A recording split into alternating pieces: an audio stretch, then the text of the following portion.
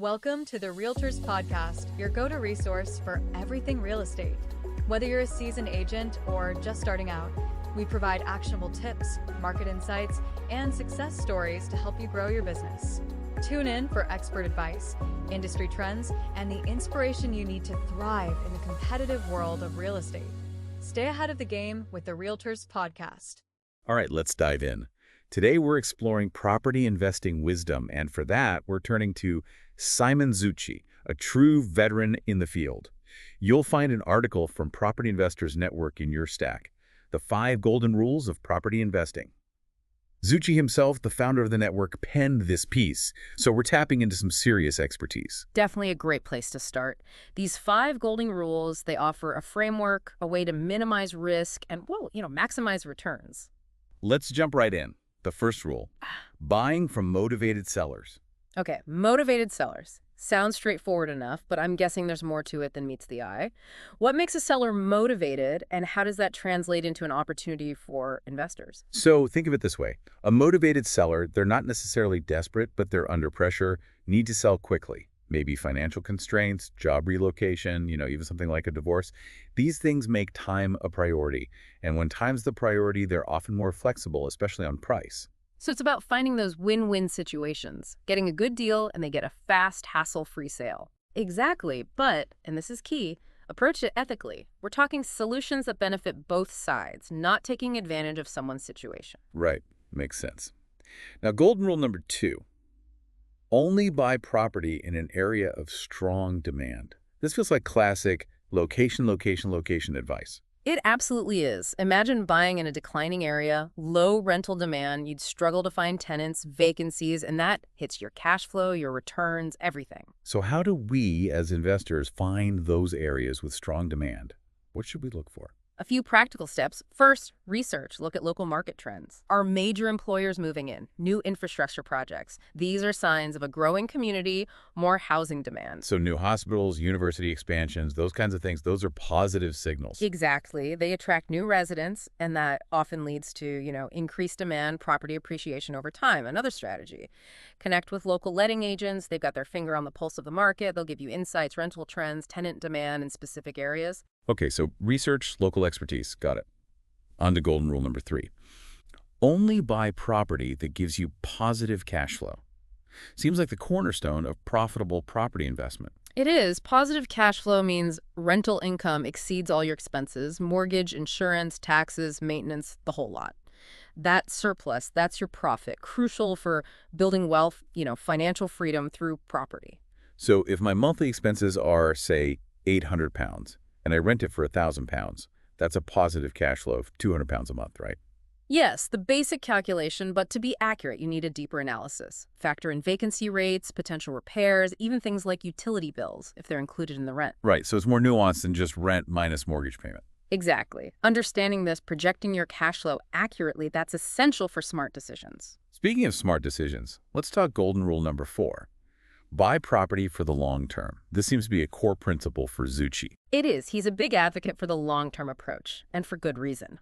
The UK property market historically tends to appreciate over time, especially with limited land and a growing population. I've heard those stories. People buying decades ago, the property's worth a fortune now. That long-term power. It's a testament to the buy and hold strategy. Market fluctuations happen, but long-term, you ride those waves, benefit from the upward trend. Makes sense, patience, letting that compounding work its magic. Absolutely.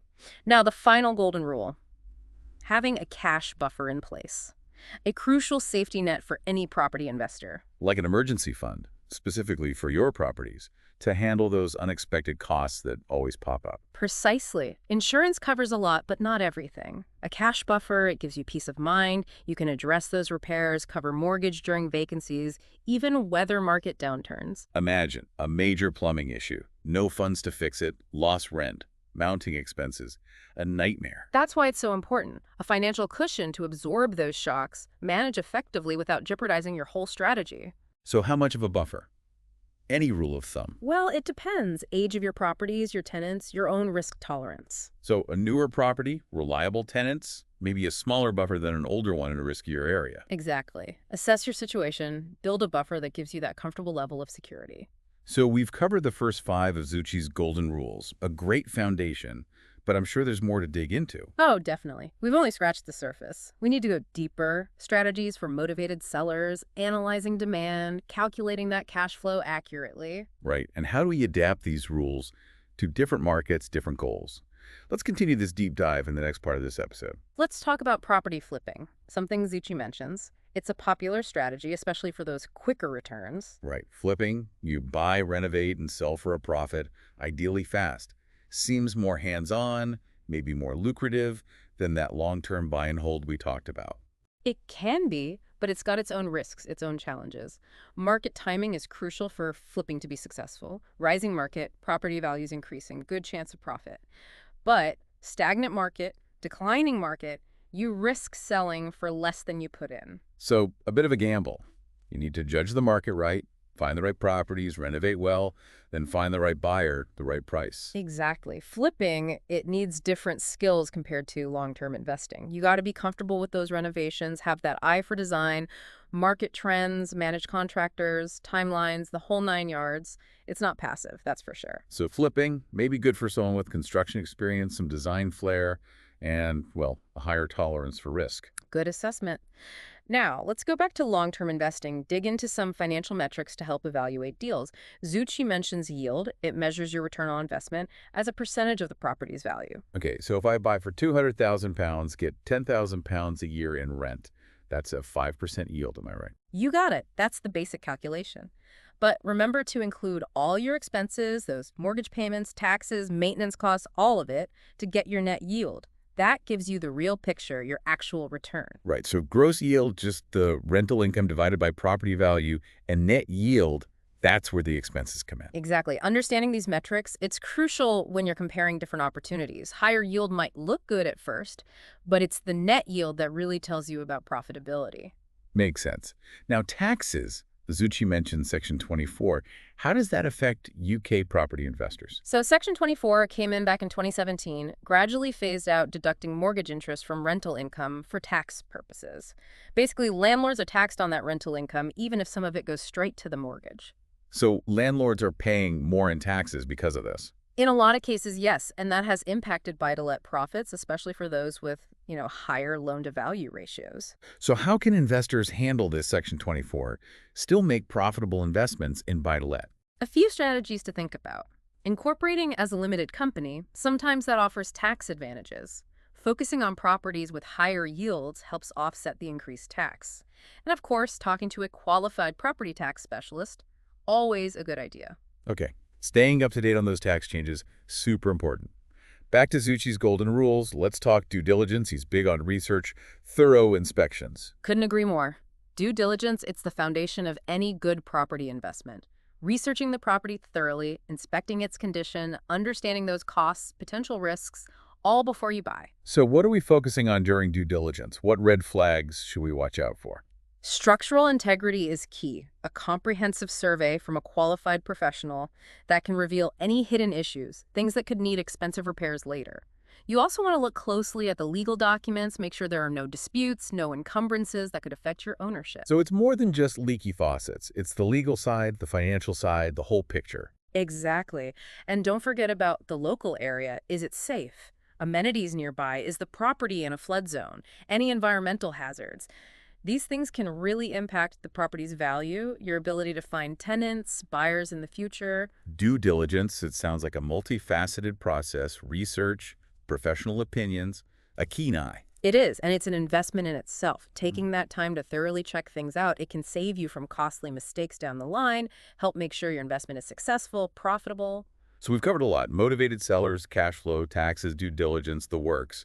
But there's one more crucial thing, the mindset of a successful property investor. Yeah. What qualities, what skills do you need to navigate this world? You're right. It's not just about numbers, market trends. You need a certain mindset, patience, discipline, a willingness to learn, to adapt. It's about seeing those opportunities where others see roadblocks, right? Making calculated risks, but always with those long-term goals in mind. Exactly. Successful investors, they're proactive, resourceful, they adapt.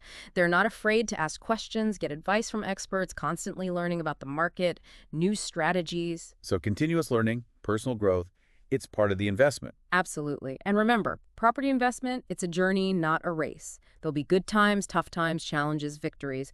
But with that growth mindset, staying informed, adapting to the market, you can navigate it confidently, build that successful, profitable portfolio over time. Great advice. We've really covered a lot in this deep dive, but I feel like there's always more to explore. What are your final thoughts on Zucchi's golden rules? How relevant are they for people starting out in property investment today? Those rules, they're a solid foundation, but like any framework, you adapt them, apply them to your own situation, your goals. The property market, it's dynamic, always changing. Oh. What worked yesterday might not work tomorrow. So staying informed, being flexible, those are key. Absolutely. But beyond the strategies, the numbers, the biggest takeaway is that long-term perspective, that commitment to learning, embracing the challenges and the rewards of this field. Great words to end this part of our deep dive.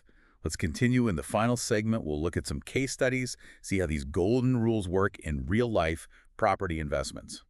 Back to the deep dive. We've spent the last two parts going through Simon Zucchi's 5 golden rules, but theory's only part of it. It's time to see these principles in action, how they work in real-world scenarios. Absolutely. Let's look at some case studies. They'll illustrate how these rules play out, the potential outcomes, both the good and the bad. Perfect. First case study, someone who really embodies that first rule, buying from motivated sellers. Imagine a young couple, they need to relocate fast, job transfer, they've got this nice 2-bedroom flat, great location, but they need to sell and sell quick to avoid owning 2 properties at once. That's a perfect opportunity for an investor who gets motivated selling. Recognizing that time pressure, the investor could negotiate a great price for that property. Right, because the sellers, they're focused on speed, not squeezing out every last pound. They're willing to be flexible to get that deal done fast. Exactly. And that flexibility can mean big savings for the buyer. But remember, those ethical considerations we talked about earlier? Of course, it's about finding that solution that works for everyone, not taking advantage. Precisely. On to our second case study, golden rule number 2, investing in areas with strong rental demand. Let's say a university town, expanding rapidly, student enrollment booming, not enough affordable housing. Sound like a buy-to-let dream, tons of potential tenants. It can be. Invest in a well-maintained property in your campus. You could have high occupancy, consistent rental income, but due diligence is essential here. You're saying research the market, understand what student tenants need, factor in those demand changes during holidays. Exactly. And think long-term, is the university's growth sustainable? Are there other factors driving demand besides students? Great points. Now, case study number 3, positive cash flow. Picture an investor. They buy a small apartment building right in a thriving city center. Modern units, well-maintained, attractive to young professionals, the kind who pay a premium for location and convenience. That's the power of positive cash flow in action. Manage expenses well, find reliable tenants, the investor's got a steady income stream. That income, it's more than the mortgage payments, the operating costs, everything. So the property, it's not just a place, it's a wealth-generating asset, passive income, building equity over time. Precisely. But remember, positive cash flow isn't automatic. It takes work, ongoing management, proactive maintenance, realistic expectations about those expenses. Right. Unexpected repairs happen, tenants move out, the rental market can fluctuate. All those things affect your cash flow. Absolutely. Let's shift gears now. Look at a case study where neglecting golden rule number 4, buying for the long term, can really backfire. Imagine someone, they get caught up in the flipping craze, buy a rundown house, needs work in a neighborhood that's, well, up and coming. They think, quick renovation, flip it, quick profit. Sounds risky, flipping. You need to really know the market, the construction costs, manage those renovations like a pro. You do, and in this case, let's say they underestimate the costs, run into delays. Meanwhile, the market cools down, fewer buyers. That quick flip, suddenly it's a money pit, a property costing them money, forced to sell at a loss. Happens all the time with inexperienced flippers. They underestimate those risks. Don't factor in those market changes. It's a good reminder, flipping can be profitable, but it's not a shortcut. You need careful planning, market knowledge, a realistic view of those potential problems. Now, last case study, the importance of that cash buffer, golden rule number 5. Say a landlord owns a few rental properties, but they're not great at saving. Suddenly, bam, major plumbing issue in one property, needs expensive repairs. That could be devastating, especially if they're relying on that rental income to pay the bills. It could. No cash buffer, they're scrambling, maybe taking on high-interest debt, delaying those repairs, could lead to even more damage, unhappy tenants. A domino effect. puts their whole investment portfolio at risk. Exactly. It shows why that financial safety net is so important. A cash buffer, it gives you options. You can deal with those unexpected problems without risking your financial stability. These case studies really make Zucchi's rules come alive, show how they work in real situations. It's clear the rules are a great framework, but success in property investing takes more than just following some guidelines. It does. You need that market knowledge, careful planning, always learning, adapting to those changing conditions. And maybe most importantly, the right mindset, one that embraces the challenges and the rewards of this field. Couldn't agree more. Property investment, it's not passive, it's active. You're involved, you're learning, you're making smart decisions based on research, analysis. So for our listeners out there, starting their property investment journey, do your research, stay informed, never stop learning, and approach this exciting world with enthusiasm, caution, and a healthy dose of reality. Great advice. And with that, we've reached the end of our deep dive into property investing. Remember those golden rules, adapt them to your situation, your goals, and remember, it's a journey. Enjoy the ride. Until next time, happy investing.